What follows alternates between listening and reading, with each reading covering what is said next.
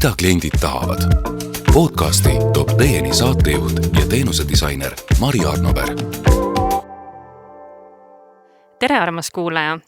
Eetrisse läheb esimene kliendiuuringud enda podcast. Juhuu! Miks seda saadet vaja on? Võib ilmselt tekkida küsimus.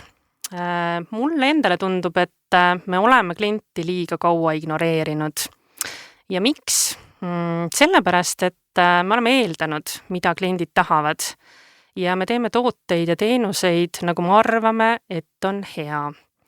Kui me kliendina mõnda teenust ja toodet ise kasutame, mõtleme, et oleks saanud paremini. Me ei oska panna ennast kliendi kingadesse, ehk me ei mõista klienti. Ja need vaatenurgad kipuvadki erinema. Ja nii kutsungi saatesse külalisi, et seda teemat erineva nurga alt avada. Ma luban, et me räägime hästi lihtsalt, praktiliste näidetega. Need, kes mind tunnevad, teavad, et see on mulle omane, aga kindlasti ma tahaksin, et need inimesed, kes ei ole teemaga veel kursis, saaksid mõnuga osa. Nii et täna päris algusest pihta hakkamegi. Ja olen selleks saatesse kutsunud 2 saatekülalist, ühe erasektorist ja teise avalikkussektorist, aga mitte ainult. Elu viis meid kokku 1,5 aastat tagasi Pärnus, nimelt siis Tartu Ülikooli Pärnu kolledžis. Ja sellest me räägime juba täpsemalt, aga miks nad otsustasid, et tahaksid töises elus ennast täiendada, sellest täna me rääkima hakkamegi.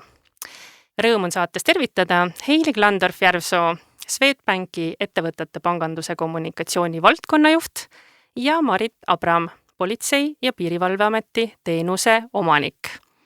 Mis see teenuse omanik täpsemalt tähendab, tahaksin isegi mina teada. Nii et Marit, sulle sõna. Mis on see taust, milleni või kust sa tuled ja miks otsustasid siis õppima minna? Tere ka minu poolt. Mina olen Marit ja ma olen töötanud peaaegu 17 aastat juba Politsei- ja Piirivalveametis. Ja vastuseks Mari küsimusele, kes on siis teenuseomanik, PPA-s Politsei- ja Piirivalveametis kehtib teenuspõhine juhtimine, ehk et siis iga teenuseomanik veab mingit kindlat valdkonda. Ja minu vedada on isikut tõendavate dokumentide väljaandmine. Ja minu igapäeva vastutus seisnebki selles, et protsessid, mis seonduvad dokumentide väljaandmisega, alates taotlemisest kuni inimesele kätte andmiseni oleksid mugavad, kõik toimiks ja inimene lahkuks meie juurest õnnelikuna. Ja kui ma ütlen paar sõna oma varasemast taustast, siis ma olen õppinud Sisekaitseakadeemias, olen käinud politseikoolis ja ma olen omandanud magistrikraadi Tallinna Ülikoolis politoloogia erialal. Aga nüüd aastaid hiljem, olles valdkonnas nii kaua töötanud, nähes klienti õppides teda tundma, siis tegelikult kasvas mul järjest enam ja enam huvi teenusedisaini vastu. Selle vastu, et mida meie asutusena saame teha paremini, et klient rahulolev oleks meie juurest lahkudes.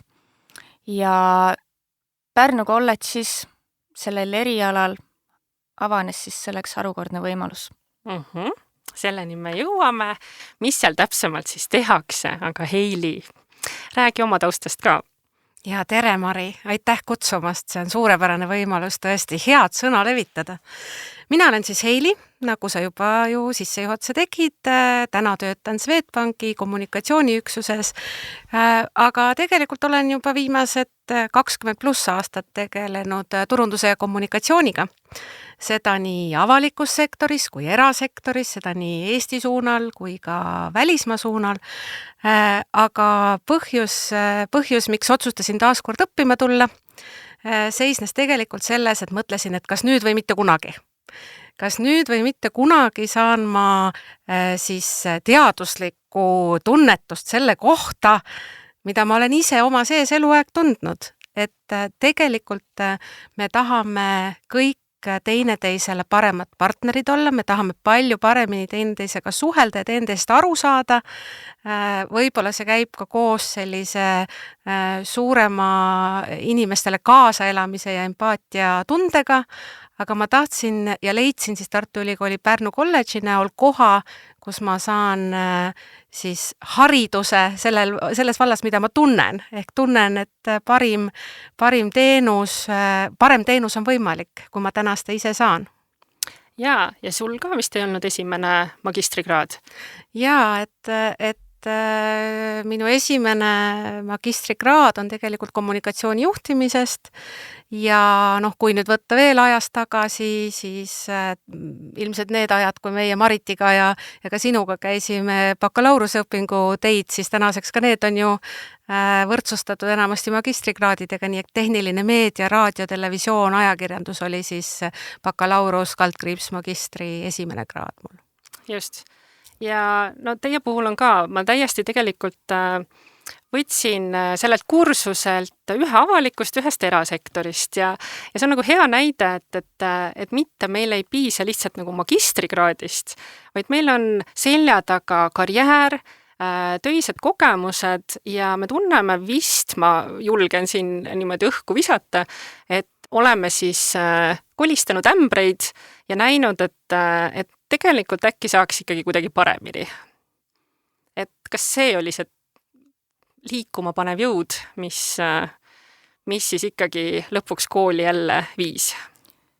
Mina omalt poolt võin öelda seda, et 17 aastat on väga pikk aeg ja selle aja jooksul ma olen näinud nii palju arengut, kuidas me järjest muutume organisatsiooniga, kuidas me järjest enam püüame. Ma võin öelda seda, et Politsei- ja Piirivalveamet aina rohkem rakendab siis teenusedisaini vaadet. Me saame sellealaseid koolitusi. Meile tuuakse neid teadmisi, meil võimaldatakse kasutada neid tööriistu. Aga see kõik on tegelikult lõputu, selles mõttes, et meil on veel palju minna ja me saame asju tehagi järjest paremaks, mugavamaks ja kõik need mõtted, mida saab teenusedisainiga kaasa, need on need, mis viivad meid kliendile lähemale. Ja armas kuulaja, me jõuame kohe ka selleni, et mis see teenusedisain on, millest Marit siin niimoodi räägib, aga hea meel on kuulda, et politseis järelikult, me võime politseis nüüd juba lühidalt nimetada, eks, või kutsuda, et on see mõttevis olemas, et tuleb ajaga kaasas käia ja inimeste koolitus on teretulnud. Absoluutselt. Meile on päris mitmeid selliseid koolitusi pakutud ja väga paljud inimesed on seda nii-öelda disainmõtlemist, millest me kohe rääkima hakkame, ka enda jaoks juba omandanud. Nii et kellel ei oleks kogemusi, kas politsei ja sinu puhul siis veel eriti passi taotlemisega või siis pangaga, et kuidas sa, Heili, tunned täna pangas, kuidas see mõtteviis on, et kas toetab õpinguid ja uudset lähenemist? Jaa, mul on hästi hea meel näha, et tänane pangandus on täpselt samamoodi nagu iga teenus näoga inimese poole ja ei olegi muud valikut, sellepärast, et kõik see, mis kunagi oli ühe või teise panga eelis, et sul on telefonis töötav äpp või hästi töötav kodulehekülg, see on täna ju normaalsus ja ainuke viis, kuidas tõeliselt oma klienti hoida, teda enda juures heas mõttes poputada, ongi läbi selle, et sa tunned oma klienti, läbi selle, et sa pakud talle inimlikku poolt, et sa pakud talle, et sa mõistad, mida ta soovib, et sa mõistad, mis on tema valukohad, mida sina pangana saad, millel sina pangana saad kaasa aidata. Et jah, mul on hästi hea meel, et tegelikult ka konkreetselt Swedbankani viis mind tee läbi ühe praktikatöö, mida ma ühele teenusdisaini ettevõttele tegin, et omakorda siis, kes oli omakorda Swedbanki poolt palutud appi, nii et teenusdisain ja disainmõtlemine on juba Swedbankis täiesti kohal. Nii et üks asi vist teiseni ja tasus õppima tulla küll. Jaa. Olgu, aga me oleme nüüd kasutanud siin terminit teenusedisain, et mul endale tundus siin ka nädal aega tagasi veel esimese kursusega rääkides, et keeruline on inimestel aru saada isegi nagu terminist disain. Ja kui mina mõni aeg tagasi juhtusin ühe kaitsejõudude inimesega rääkima, siis tema arvas, et mina teenuse disainerina tegelen kunstiga. Et hästi lihtne on seda disaini ikkagi sinna kunsti alla kategoriseerida. Ja ma ei tea, mina olen oma nagu sellises nii õpetamis kui ka koolitamisel seda meelt, et me peaksime lahti laskma nagu sellistest definitsioonidest ja väga ametlikest terminitest. Et mulle alati meeldib, kui inimesed on enda jaoks midagi mõtestanud ja selle mõiste kuidagi nagu enda omaks teinud, et kui sa oled juubelilauas, kuidas sa selgitad, et mis asi see disain on ja veel enam, et teenuse disain? Mina julgengi väita, et teenuse disain ongi kunst. Ja see on kunst, kuidas teha inimene, klient õnnelikuks. Ja teenuse disainer siinjuures ongi see kunstnik ja temal on kasutada need tööriistad, kuidas siis sellele tulemusele jõuda, et see klient oleks õnnelik, rahulolev ja talle pakutava teenusega rahul. Kõlab natuke liiga hästi või et kuidas me teeme maailma paremaks ja õnnelikumaks, et Heili, kas sa tahad midagi täiendada?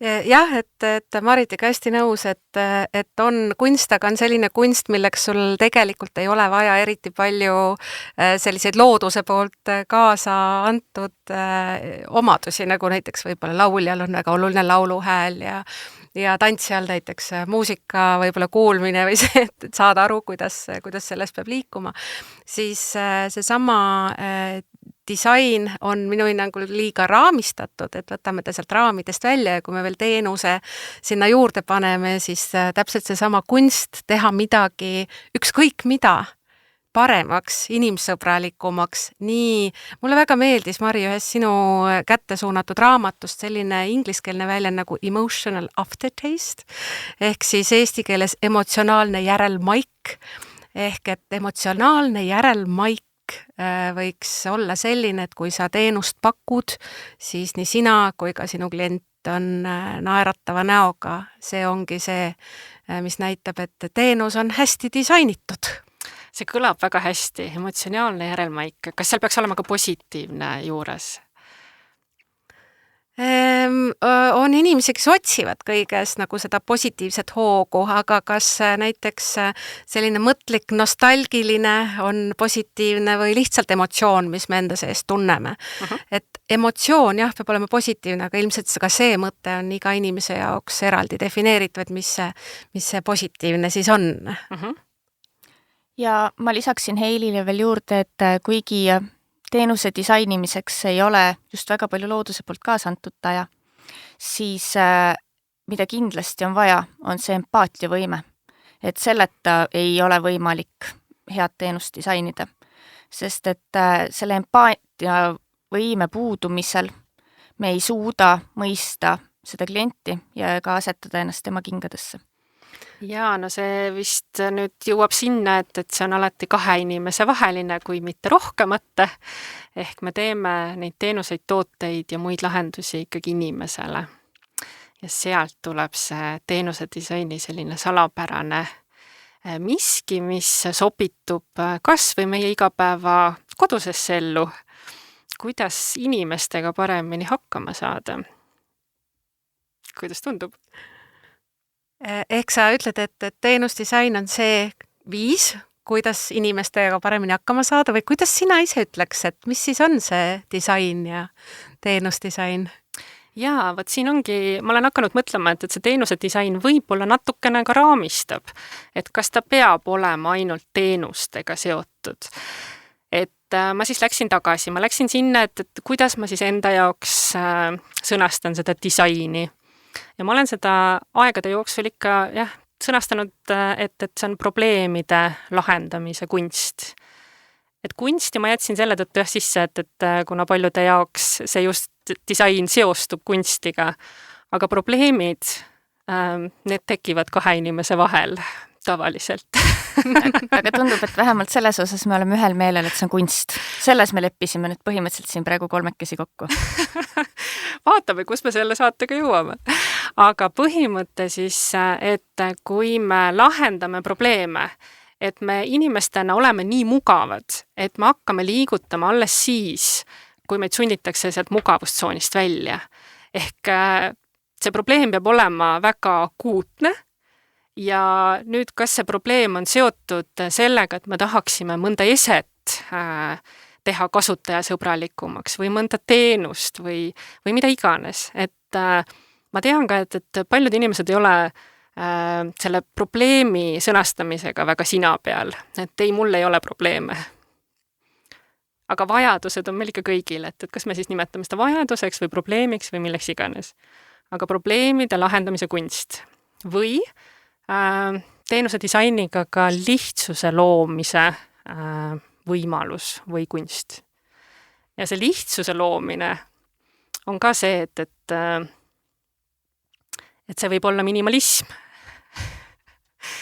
Ja need, kes on loonud selliseid lahendusi, mis lõpuks tunduvad imelihtsad, ma ei tea, on teil mõni hea näide, mis tundub lõpuks, kui on valmis teenusena näiteks, et väga lihtne, kuidas ma ise selle peale ei tulnud? Ma võin tuua näite hoopis sellest, kuidas väikeste asjadega saab maailma muuta. Kunagi meil on juba aastaid teeninduses olnud siis fotoboksid, mida me täna nimetame digikioskiteks. Ja aastaid ei olnud meil fotoboksi juures peeglit. Ja siis inimesed tulid talvel, mütsid peas, juuksed elektrit täis, lumi tuiskas näkku, silmavärv oli laiali ja nad ei saanud heita seda viimast pilku nüüd peeglisse, et vaadata, et kuidas ta seal dokumendi foto peal välja näeb. Ja siis ei olnud ka ju tegelikult nii palju neid nutitelefone, et kas või korra selfie kaamerast vaadata, et milline see nüüd täpselt välja näed. Ja klientide jaoks oli see väga suur probleem. Ja tegelikult meie jaoks oli see asi hõlpsalt lahendatud, me ossime need peeglid. Ja meil langesid ära kõikvõimalikud probleemid, kus pärast klient oli rahul olematu, et miks ta pildi peal nii kole välja näeb. Sest et tal lihtsalt oli võimalik teha niivõrd lihtsalt ja elementaarset asja, et enne selle foto tegemist peeglisse korra vaadata. Hästi huvitav teema on, ma tahtsin just küsida, et kas selle võrra olid tualettruumi järjekorrad pikad siis, et lookles uksest väljast kõik naised soovisid ennast enne pildistamist peeglist vaadata?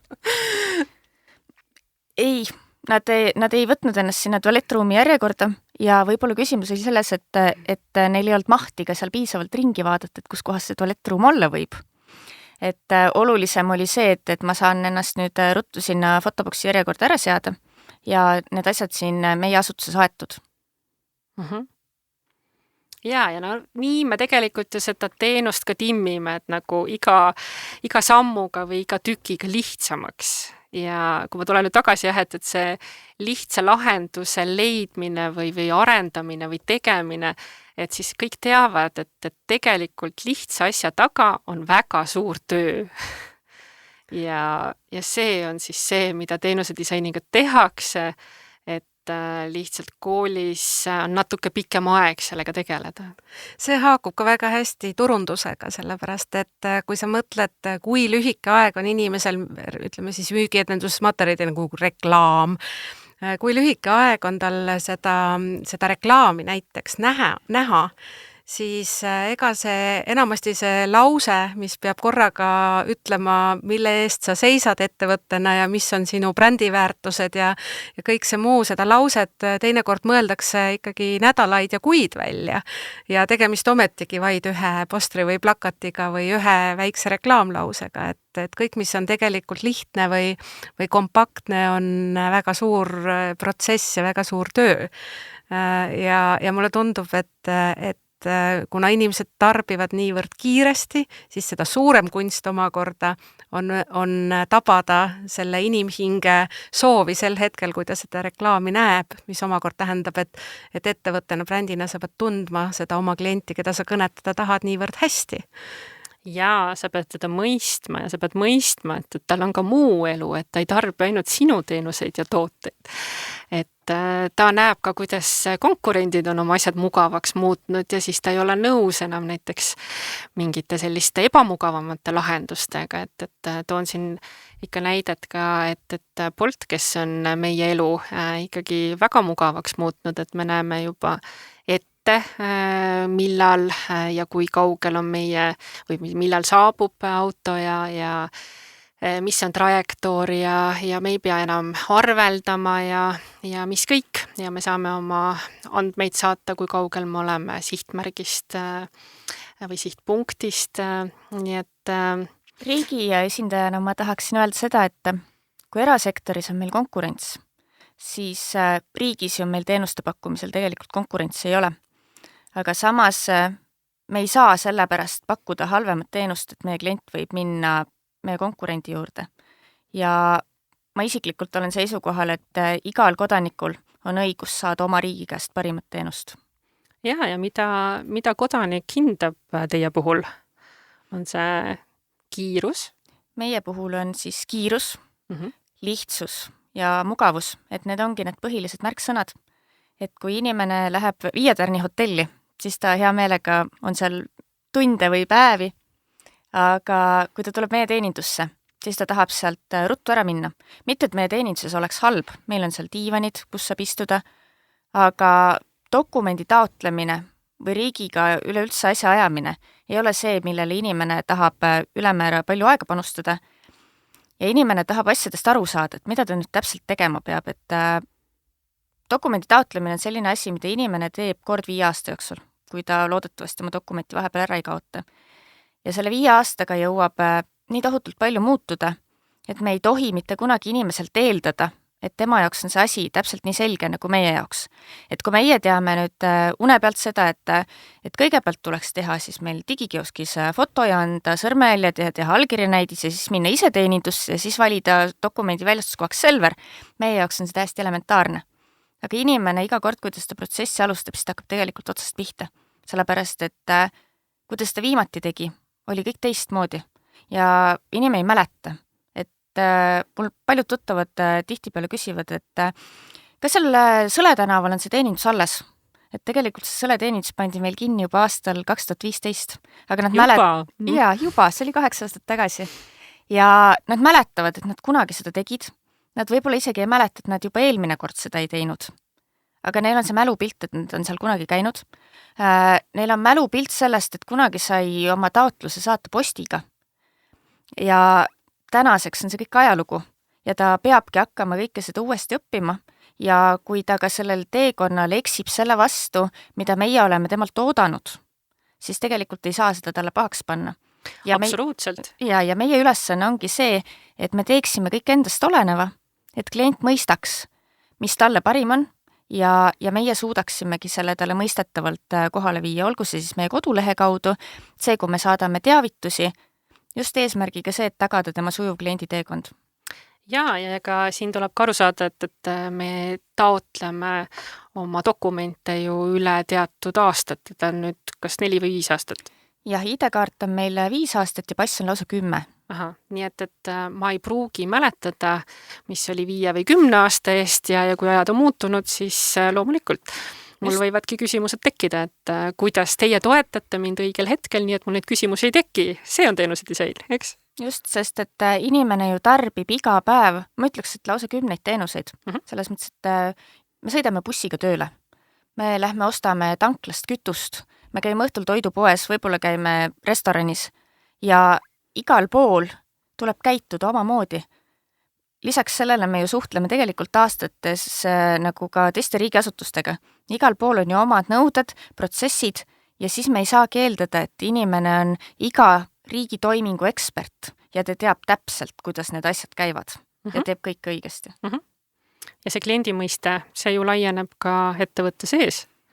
Absoluutselt, et me oleme igal ajahetkel need, kes tarbivad mingeid teenuseid või need, kes neid ise pakuvad, neid teenuseid. Ja minu selliseks südameasjaks on läbi aegade olnud see, et tee teistele seda, mida sa tahad, et sulle tehtaks või tehakse. Või nagu külakoerale, nii koer külale ja kõik need toredad ütelused, mis tegelikult ju kõik räägivad sellest, et ettevõtte sees kolleegidega suhtlemine, kolleegide aitamine. Paljudes ettevõtetes nii riigi kui erasektoris on tugiteenused, mis toetavad kas äri eesmärke või siis riiklikke eesmärke. Et tegelikult me oma kolleegidega isekeskis oleme täpselt samasugused teenusepakkujad ja teenusesaajad ja ka see peab olema igapäevaselt kõige paremal tasemel, sellepärast et kui me teineteist ei hoia, üksteist ei hoia, siis pole ka, ma arvan, pikas perspektiivis väga suurt lootust, et me suudaks pakkuda head kvaliteetset teenust väljapoole või oma klientidele. Et ega rahulolematu töötaja ei paku eriti head teenust, mille koha pealt on jälle rõõm öelda, et Swedbank on juba aastaid parima tööandja edetabelite eesotsas ja on väga tore ka nende ridadesse ise kuuluda. Et töötaja enda väärtustamine, omavaheliste suhete väärtustamine, see lõpuks peegeldub ka lõpptarbijale või teenuse saajale. Ja ühes topis on ka eriala, millele teie kandideerisite, teenuste disain ja juhtimine. Et tuleme korraks veel kooliteemade juurde tagasi, et teil oli väga äge kursus, väga palju väga erinevatest valdkondadest inimesi, kes siis kas koroona ajal hakkasid mõtlema, et tegelikult tahaks ennast täiendada ja miks ma just ka nagu teid valisin täna on see, et teil on ka kõige värskemalt see pilk olemas, et kuidas te nagu mõtlesite enne ja kuidas te mõtlete nüüd, et kust me pihta hakkame? Mul endal võib-olla see, et minu enda taustast, et minu ellu jõudis teenuse disain, mis on siis minu jaoks kliendi kingadesse panemine, et see suur empaatia, millest me juba oleme rääkinud üle 10 aasta tagasi ja ma olin sel hetkel küll sellise dilemma ees, et asjad nagu justkui ei lähe paika või mul tekkis nii palju küsimusi, et kuidas me loome tooteid, kui me ei küsi nende arvamust, kellele me seda loome.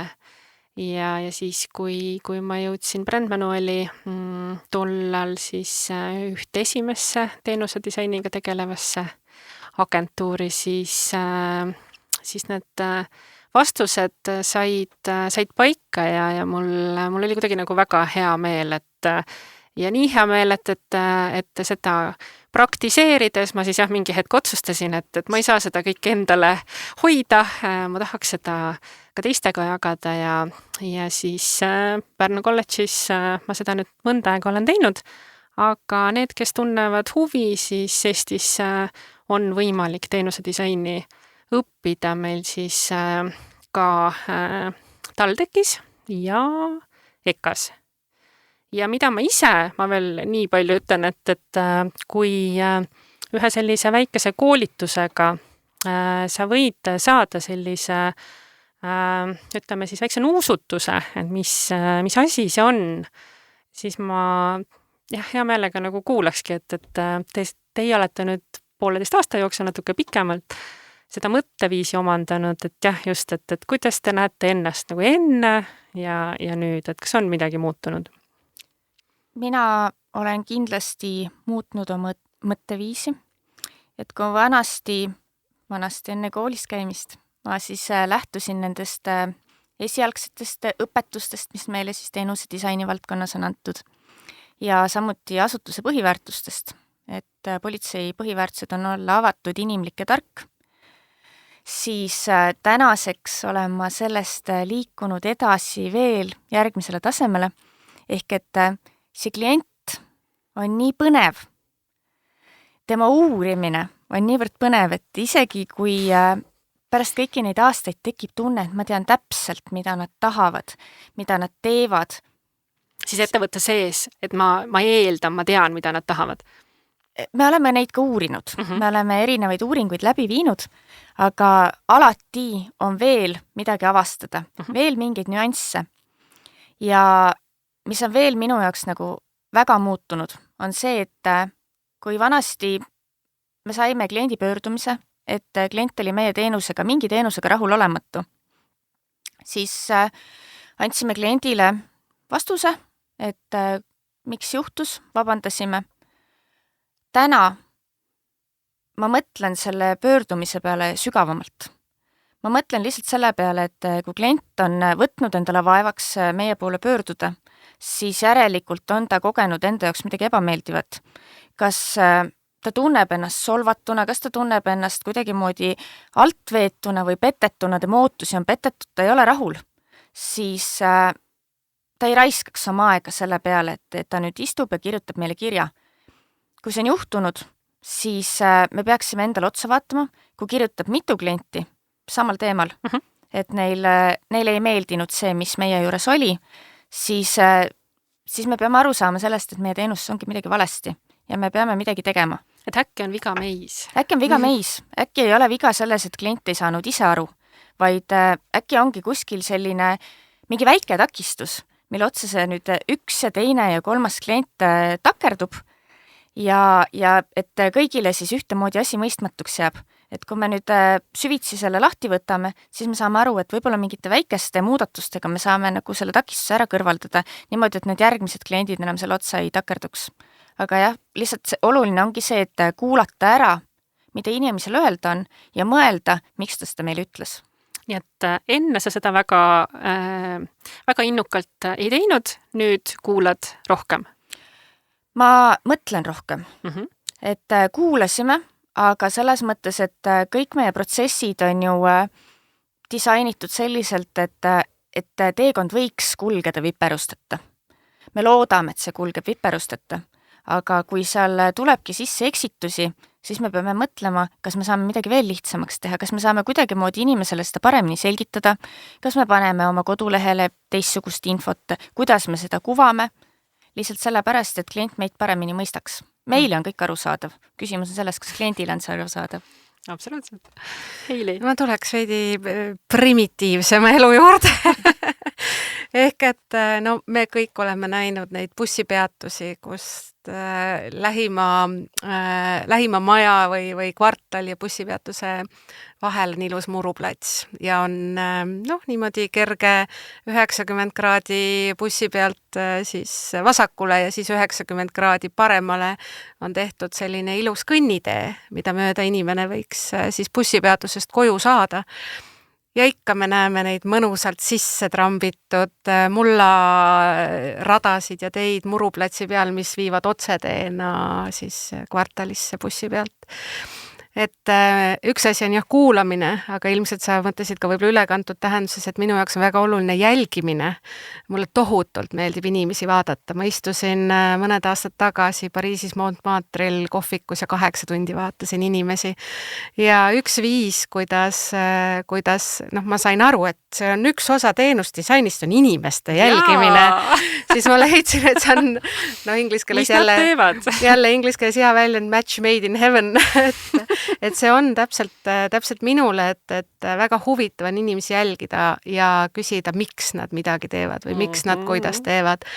Ja kui sa iga päev küsid endalt piisavalt palju kordi, miks, ja sa natuke jälle tunned oma sees neid vastuseid, olles võib-olla keskmises selline empaatilisem inimene, siis minu jaoks kooli asumisel oligi väga huvitav see, et ma sain vastused, et see ongi täiesti teguviis, see on õppimisviis, see on elamisviis, see on mõtteviis, et tal on nimetused, tal on vahendid, kuidas seda endas arendada ja kasutada ära ka enda igapäeva töös, igapäeva olemises. Ja see on võib-olla see suurim erinevus siis enne kooli ja pärast kooli, et minu jaoks sai tunnetusele sai nimi, et mis asi see on, et see on nagu disainmõtlemine, teadlikkuse tõus just nimelt. See on natuke nagu ka raamatu lugemisega, et sa oled omi mõtteid mõelnud ja siis keegi on need äkki nagu väga selgelt ära sõnastanud ja sul on see ahaa, ja muidugi. Keegi võtab selle kokku, mida me nagunii teame. Jah. jah, et sellest saab nagu raam. Jah. Selles mõttes, et tegelikult ju teenusedisain, nii nagu Heili välja tõi, on see, et inimesed kõnnivad diagonaalis üle muruplatsi. See on see, mis on kõik meie enda sees ja küsimus ongi nüüd see, et kuidas me selle enda seest välja aitame, kuidas me selle teise inimese seest välja aitame ja kuidas me saame sellest alateadlikust teadmisest luua parima lahenduse. Üks pool veel sellest on see, et kas need tulles tagasi muruplatsi näite juurde, kas need inimesed, kes lähevad üle platsi, on ebaviisakad, kas nad on hoolimatud muru suhtes? Kas nad ei saa reeglitest aru? Ehk et kes on süüdi? Ja enne sa, Marit, tõid ka toreda näite politsei vallast, et kui kliendid ikkagi kirjutavad ühte sama asja eri inimesed mitmel eri viisil, siis tähendab tõesti tasub otsa vaadata iseendale ja küsida, et aga äkki oleks võinud vaadata, kuidas inimesed bussipeatusest tahavad oma kvartalisse jõuda ja sinna ilusa tee teha sinna diagonaalis üle muruplatsi. Et neid muruplatse, ma arvan, meie igapäevaelus on kümneid ja kool aitas kindlasti sellele kaasa, et neid näha, et osata neid näha ja siis küsida, miks. Väga hea. Ma korra see, et kas keegi on süüdi, mulle jäi eile silma nimetus dialoogi politseinik, mida ma ei olnud enne näinud. Väga vahva, see oli hetkeks ainult kaadris AK uudistes. Ja Ukraina presidendi siis turvamisega seoses, jah. Ja ka mina lugesin selle selja pealt kohe välja ja mõtlesin, et mis see on? Jaa, et kas tegemist on lihtsalt ümber nimetatud läbirääkijaga või tõepoolest oleme me jõudmas nagu sellest süüdistamisest millegile enamale, et kas seal oli tegemist teenusedisainiga? Ma julgen väita, et see on üks parimaid näiteid teenusedisainist. Et dialoogi politsei näol on meil siis tegemist politseiametnikega, kelle eesmärk on siis käia ja inimestega suhelda, nendega rääkida, nendega vestelda ja läbi selle siis ennetada juba kõikvõimalike õigusrikkumiste toimepanemist. Et nad piltlikult öeldes tulevad rahus, nad räägivad inimesega ja nad üritavadki inimese mure ära lahendada. Selle mure, mis võib inimest lükata tegema midagi, mida ta ei peaks tegema. Probleemide lahendamise kunst. Absoluutselt. Ja me jälle jõuame selle kunsti juurde. Ja ka need dialoogipolitseinikud on kunstnikud. Või ei ole meil eesti keeles lihtsalt nagu paremat sõna, et see kõik oligi kunst. Aga emotsionaalne järelmaik on kindlasti dialoogipolitseiga suheldes parem kui lihtsalt politseiga suheldes. Absoluutselt, selles mõttes, et ma ütleksin meie dialoogipolitseinike kohta ka seda, nii palju kui mina neid tunnen, et nad ongi väga eriliste isikuomadustega, nad on tõeliselt empaatilised, nad on väga head kuulajad, nad on väga head suhtlejad ja tegelikult see on väga põnev lähenemine politsei poolt. Jaa, kui me siin kooli juures olime, et ma korra veel küsiks seda, et ma tean, et on inimesi, kes ei ole kooli sisse saanud või kaaluvad seda nagu pikemalt, et kas see samm ikkagi tasub ette võtta. Ja tänapäeva tööl käiv inimene on ikkagi nii praktiline, et ta tahab nagu teada, et millega seal täpsemalt tegeletakse ja kas saab näiteks võtta oma mingi case study või juhtumi töölt kaasa või mina tean, et tegelete ka palju praktikaorganisatsioonidega, ehk teile antakse konkreetselt elust enesest asju lahendada. Võib-olla te kommenteerite lihtsalt seda poolt, et kui praktiline see õpe kõik oli, et kas tegeleti elu endaga või teoritiseeriti millegi üle? Jaa, väga suures osas oli see kõik üks suur praktika. Me tegelesime päris inimeste, päris asjadega, päris ettevõtete või avalike ettevõtete päris muredega ja see oli kindlasti üks väljakutsuvamaid, aga ka huvitavamaid osi kogu selle õppeprotsessi juures, mis muidugi ei tähenda seda, et ei oleks pidanud ohtralt raamatuid lugema ja tunnen ka natuke süüdi, jaa. Jaa, aga kõik oli väga ei kurda. aga ühte ma kindlasti siiski ütlen, et kui sa tuled õppima, siis sa pead teadma, miks sa tuled õppima. Ja võib-olla üks, mis minu jaoks oli üllatav, oli see maht, mis tõesti tuleb arvestada sinna õpingutesse. Ilmselt oleks ma päris ausalt öeldes seda ette teades 2 korda mõelnud, kas ma ikka tulen õppima, aga nüüd, kui see on juba enamasti või suures osas selja taga, siis tagantjärgi ma ütlen, et kindlasti tasus see ennast mitmekordselt ära. Ma arvan, et ongi parem, kui me ei tea, mis sind ees ootab. Jah, ma kiidan Heili jutule praegu takka, et kui keegi mõtleb selle peale, et kas tulla õppima ja ta veel kahtleb endas, siis ma ütlen kohe ära, et ei ole mõtet selle tunde vastu võidelda, kui see miks on teada, et mis see eesmärk on, miks tulla. Aga mind ka üllatas natukene see kodutööde maht. Võib-olla ma olen lihtsalt eelmisest kooliharidusest nii kaua aega mööda lasknud, et ma ei mäleta, et kodutöid nii palju oli. Aga üks päev me siin Heiliga just arvutasime, et kas oli meil 145 kodutööd või midagi sellist 3 semestri peale. Pluss need raamatud, mida sai lugeda ka suvel. Et aitäh, Mari, et sa meile ka suveks lugemist andsid.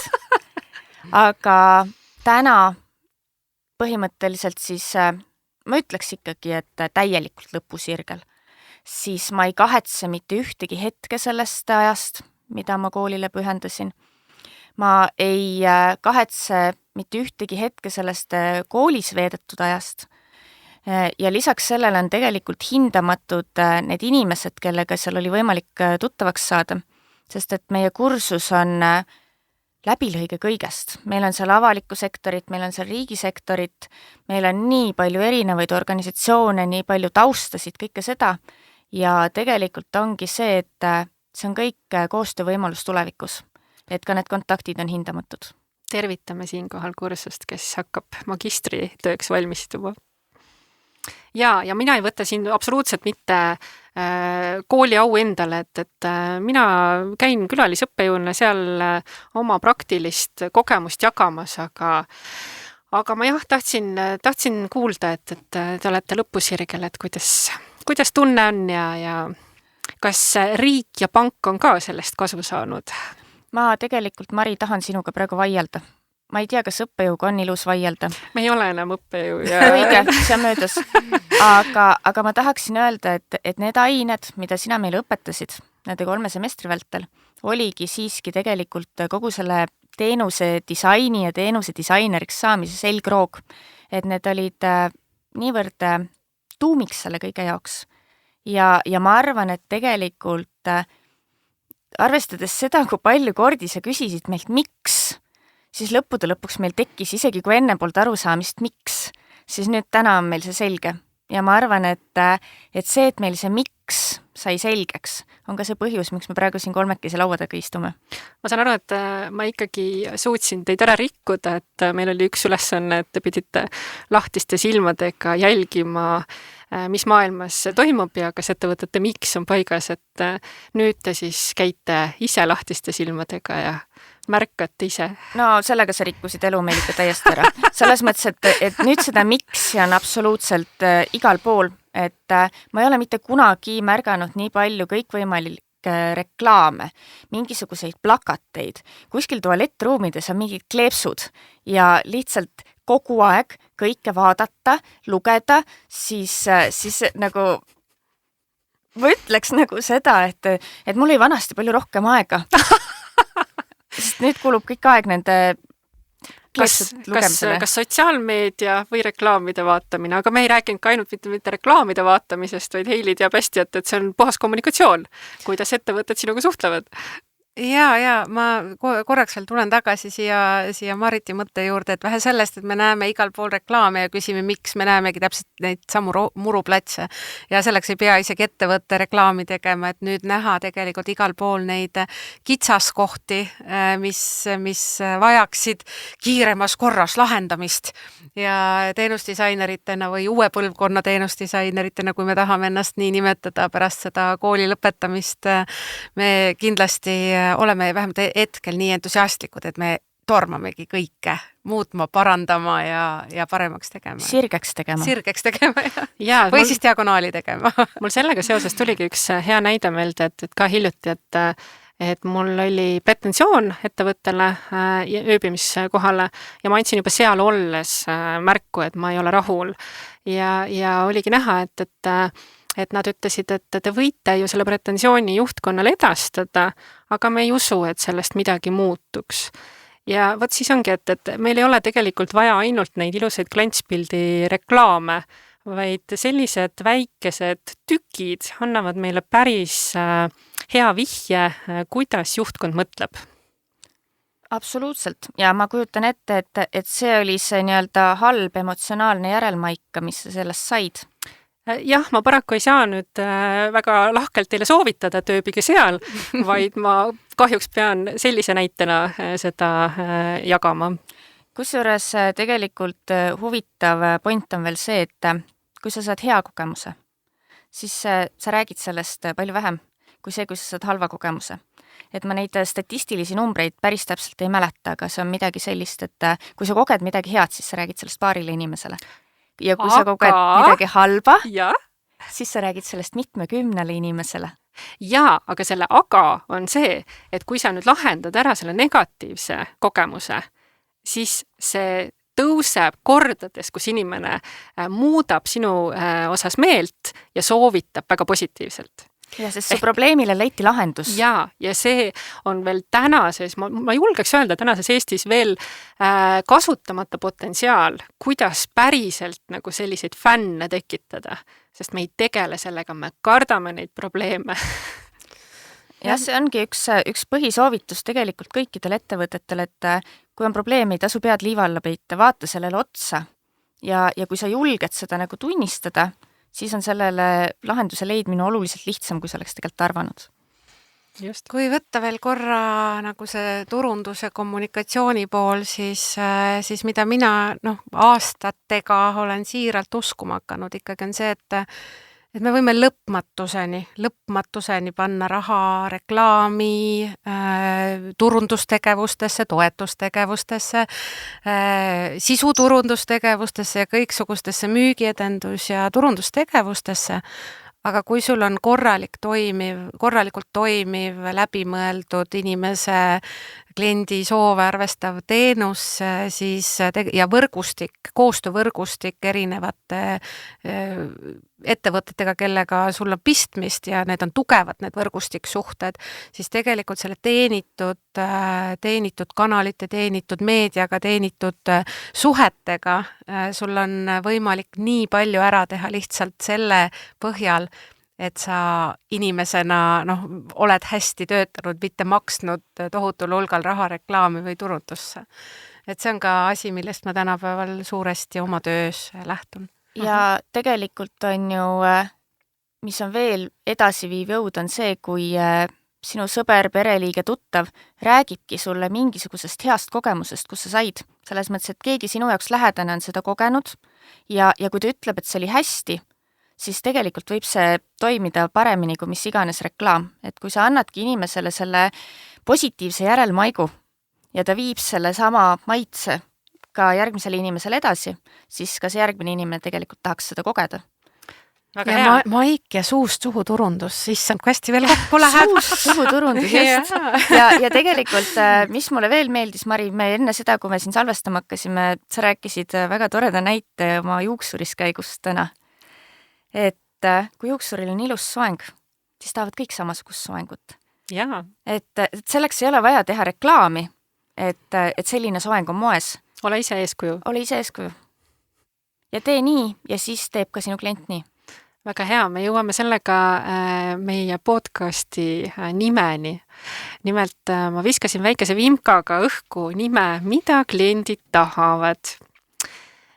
Ja kuidas siis on, et nad tahavad samasugust asja nagu minu juuksuril, aga kui me vaatame natuke laiemalt, kui lihtne seda tuvastada on või kas see on trendidega seotud? Enne sa, Marit, mainisid ka seda, et me oleme klienti uurinud ja tunneme, et võib-olla juba piisavalt, aga võib-olla see klient ka ajas areneb ja võib-olla me peame pidevalt aru saama, et mis teda täna kõnetab. Meie klient areneb kindlasti, et näiteks 2017 aastal võtsime meie kasutusele iseteeninduse, selleks, et dokumenti mugavalt taotleda. Ja alguses kasutas seda ainult 18% meie dokumendi taotlejatest. Üks põhjus oli kindlasti see, et seal sai taotleda üksnes ID-kaarti, aga inimesed tahavad ju tihtipeale passi ja ID-kaarti koos. Teiseks oli see, et tegemist oli uue e-teenusega ja aasta-aastalt on ju meil e-teenuste kasutajate hulk järjest tõusnud. Ja tegelikult see seltskond, kes siis täna on e-teenuste kasutajad, need ju vananevad juba nende teadmiste ja kogemustega, et nemad jäävadki e-inimesteks, et ma ei usu, et see, kes täna on siis e-teenuste kasutaja, et kui ta nüüd ühel hetkel on meil 70 või 80, et ta siis lihtsalt viskab oma ID-kaardi või mobiil-ID nurka, siis ta enam lihtsalt ei tee e-teenuseid, et ta on nüüd eakam sihtgrupp. Et lihtsalt ongi see, et meie klient areneb ajas, meie klient muutubki järjest nõudlikumaks ja meie peame selle arenguga ja selle ajaga kaasas käima. Võtan veidi meelelahutuslikuma tooni, et Mari, kui sa mõtlesid oma podcastile nime, kas sul oli meeles Mel Gibsoniga peaosas film Mida naised tahavad? Sel hetkel ma selle peale ei mõelnud, jaa. Et kes ei ole näinud, siis soovitan soojalt, et väga küll päris ammune film, aga ma arvan, et teenusdisaini isaks või Mel Gibsonit minu meelest oli Mel Gibson, teda võib pidada küll, et kui ta ühel päeval hakkas, sa oled seal, Marit, näinud seda filmi ja ühel päeval hakkas Mel Gibson kuulma seda, mis naised peas mõtlevad ja endale täiesti ootamatult, et tema tol hetkel siis sai aru, mida tema ihaldusobjektid siis päriselt tahavad ja päriselt soovivad, et see, mida meie kliendid tahavad, muutubki ajas, et ilmselt kui tol hetkel, kui seda filmi tehti, soovisid naised ühte tooni punast tuulepulka, siis võib-olla täna on see ajas juba muutunud, aga põhiolemuselt on meil ikka samamoodi need samad soovid ja need samad mured ja rõõmud, mis vajavad adresseerimist ja tegelikult kõik ongi ju selles kinni, et kui palju sa ajaga kaasas käid oma kliendiga koos, oma kliendi kõrval, oma kliendi toena, oma kliendi siis abistajana, oma kliendile parima pakkujana. Ja no see võib lihtsalt tunduda nagu siuke Pandora laegas, et ära parem puutu. Ma arvan, et suuresti see nii ongi, et kuna see nõuab märkimisväärse hulga tähelepanu ja tööd, kui rääkida ettevõtetest näiteks ja loomulikult ka raha, sellepärast, et kui sa pole aastaid tegelenud oma kliendi tundma õppimisega või sellega, et saaks aru, kas üldse klient soovib seda osta, mida sina tahad talle müüa, siis kindlasti see ehmatus esialgu ja see, et see on nii suur töölõik, et parem ei tegele, võib kindlasti olla üks osa sellest otsusest, et ei, me ei tee midagi sellist. Ja noh, olles näinud, et seda tõepoolest ka nagu peljatakse, et nüüd tuleb nagu väga suur arendus ette võtta, siis mina ikkagi julgustan, et võib ka täitsa nagu tükk-tüki haaval, et peaasi on see, et me päriselt võtaks siis seda klienti kuulda ja seda võibki siis teha nagu sellise kolmanda osapoolega, kes siis aitab nii-öelda seda tõlkida, mida klient tahab. Nii et aga seda teemat me jõuame siin nendes saadetes lahata nii siit kui sealt nurga alt. Meil hakkab aeg otsa saama, aga ma hea meelega küsiks teilt ka seda, et mida meil aasta on alles alanud ja tööaasta siis selliseid plaane alles seatakse, et mida te soovitaksite 3 asjana, et kas teil on mõni selline nipp või tööriist või sellise kliendikeskse vaatenurga poolest? Mina ütleksin, et kõige tähtsam on see, et võta aega mõelda seda, mida see klient võiks tahta. Siis teine asi on see, et ära peida pead liiva alla probleemide ees, see probleem ei lähe ära. Ja mida rutem sa sellega tegeled, seda vähem see sind tulevikus mõjutab, sest sa saad selle probleemi enda laualt ära. Et enamik muresid, mis puudutavad kliente, ei ole siuksed, nad iseenesest lähevad ära. Et selle võib ajas ainult hullemaks minna või samaks jääda. Ja viimane asi on see, et lihtsalt armasta oma klienti, sest et ta on inimene nagu sinagi ja nii nagu Heili ennem ütles või Mari, ma isegi ei mäleta, kumb teist ütles, et nii kuidas küla koerale, nii koer külale, et inimeselt inimesele ja see ongi kõige olulisem. Ja mulle tundub, et see aja võtmine on ilmselt paljudel inimestel selle aasta märksõna, mitte et iga aasta vist ei oleks, aga kuidagi tuleb eriti välja rääkides inimestega, et tahaks võtta aega süvenemiseks, tahaks võtta aega mõtlemiseks, tahaks võtta aega iseendale, iseendas selgusele jõudmiseks ja nii edasi, et kui me nii väga seda tahame, siis aga mis oleks, kui võtakski? Mis oleks, kui võtakski aega, et süveneda sellesse, mida me teeme ja miks me teeme ja mitte miks ainult kliendi vaatest, et mida see klient tahab ja miks ta seda tahab, vaid ka miks mina just seda tegevust või tööd teen, mida ma teen. Ma arvan, et ümberkaudu on palju inimesi, kes teevad tööd, mida nad ei armasta, viisil, mis ei rahulda neid ennast, nende tööandjaid ega kliente. Ja kui see juba oleks see iseenda sees, see miks leidmine, miks ma seda teen, saaks mingigi vastuse, siis oleks juba suur mõju, ma arvan, meie klientidele sellest, kui me teeks tööd, mida me armastame. Ja võta aega, leia iseenda sees see miks üles, miks ma seda teen. Ja kolmas mõte on ikkagi see, et tee seda, mis sa teed ainult nii hästi, kui sa oskad teha seda ja tee seda armastuse ja pühendumusega. Et see ei tähenda seda, et iga inimese tase on erinev, iga oskus on erinev, iga soov on erinev, aga nii nagu sina kõige paremini oskad teha. Püüa teha nii. Väga inimlik. Ja tegelikult see kõik ongi väga inimlik, millega me siin tegeleme, et see ei ole ainult minu ja kliendi suhe, see on jah nagu minu ja erinevate inimestega suhe. Nii et soovime siis, et sellel aastal suhted paraneksid. Hoiame üksteist. Hoiame üksteist. Kas meil jäi midagi olulist rääkimata? Kõlas nagu hea ennustus 2024. aasta alguseks. Ma arvan, et sellega võimegi minna uude aastasse. Ja eks me siis aasta pärast vaatame, kui hästi see kulges. Igal juhul mina tänan. Aitäh, Heili! Aitäh, Marit! Aitäh kutsumast! Ja aitäh, armas saatekuulaja, et olid meiega. Loodan, et see kõnetas ja võta julgelt ühendust, kirjuta mulle mari@kliendiuuringud.ee. Kuulmiseni!